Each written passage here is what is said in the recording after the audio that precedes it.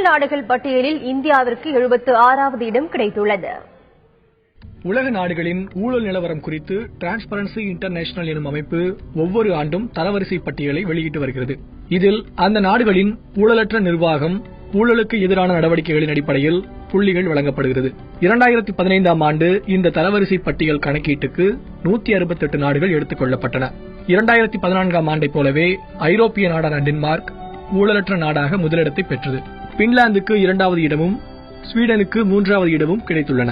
ஊழலற்ற நாடுகள் பட்டியலில் நியூசிலாந்து 4வது இடத்தையும் நெதர்லாந்து 5வது இடத்தையும் பெற்றுள்ளன. இதேபோன்று ஊழல் மிகுந்த நாடுகளின் பட்டியலில் ஆப்பிரிக்க நாடான சோமாலியாவும் ஆசிய நாடான வடகொரியாவும் முதல் 2 இடங்களை பெற்றுள்ளன. ஆப்கானிஸ்தான் 3வது இடத்தையும், சூடான் 4வது இடத்தையும், தென் சூடான் 5வது இடத்தையும் பெற்றுள்ளன. இந்த பட்டியலில் இந்தியாவுக்கு 76வது இடம் கிடைத்துள்ளது.